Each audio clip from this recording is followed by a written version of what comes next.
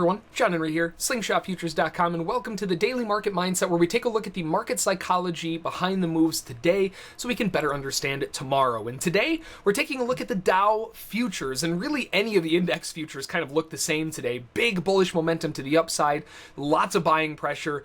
The only side that you should be on a day like today is up, right? You need to be looking to buy. Now, a couple areas of interest here working with this upswing. First of all, it didn't look like it was going to be that big, right? We had a range yesterday for a good chunk of the day, if not most of the day.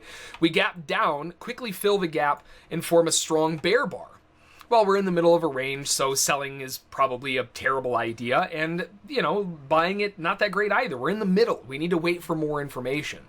We get a strong bull response, as expected, given that selling is a bad thing to do, but so is buying. Buyers get bad follow-through with mostly a doji, and then follow it up with a strong bull bar afterward. Now, these three back-to-back bull bars, not very strong, but when you add them all together, right, do a little bit of candle math here, we can see that the low and the high is right here. And this is the candle, right? This is the 15-minute bar. Very strong bull bar failing off of the lows and continuing higher.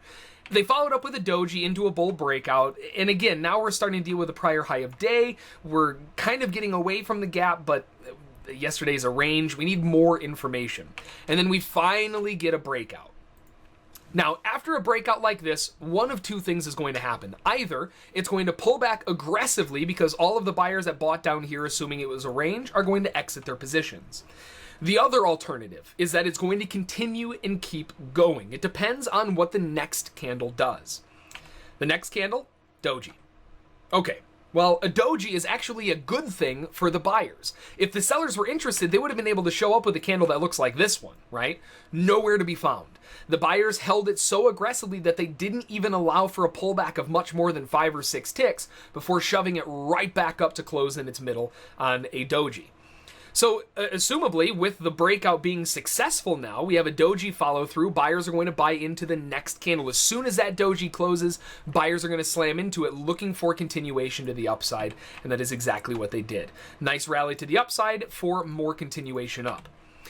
Now, we have a very strong bull move. You have 1, 2, 3, 4, 5, 6, 7 bull candles and 9 candles total, all rallying to the upside very aggressively.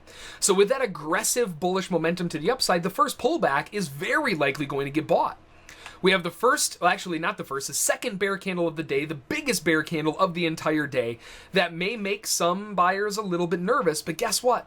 That's the first pullback we've had. It's the biggest bear candle of the day. Do you think it's going to succeed? No. Most of the time, it's not going to succeed, and the buyers are going to scale into it aggressively to shove the market back up. So there will be buyers that buy on the close of that bear candle. There will be buyers that want to wait. They're a little conservative. They don't want to buy too early. They want to wait for a little more info. So instead of buying there, they get a strong bull close, closes right back on its highs. That's the one that pretty much everybody else is going to jump on into. But if you missed that one as well, they gave you another one to jump on before they broke out through the highs.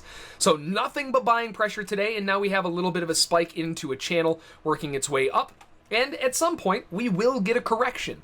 The next big correction area is going to be a pullback to the moving average right around the lows inside here, and that's going to put a correction hotspot between 650 up to around 660 or so, preferably 650 down to 640 though, to get as good a pricing as we can for buyers to then push right back in to attempt another high. So again, the one thing to always keep in mind when it comes to the psychology of this kind of day, the buyers always assume, because it's bullish, that they're never going to give up. They're going to keep buying and buying and buying and buying. It has a big pullback, doesn't matter. Buyers are going to buy it because that's the kind of day it is. So, good example of not only a runaway type of day, but the market psychology on that kind of runaway day, where the buyers are going to have a huge amount of confidence, and there will be some sellers that try to pick the highs, but they're just going to get whipped out over and over and over again, and the buyers are just going to take their money. So better stay on the buy side and look for new highs over and over and over again and rinse and repeat. So that's going to do it for this one. Hopefully you learned something. Hopefully you found it useful, maybe a little entertaining, and we'll see you next time.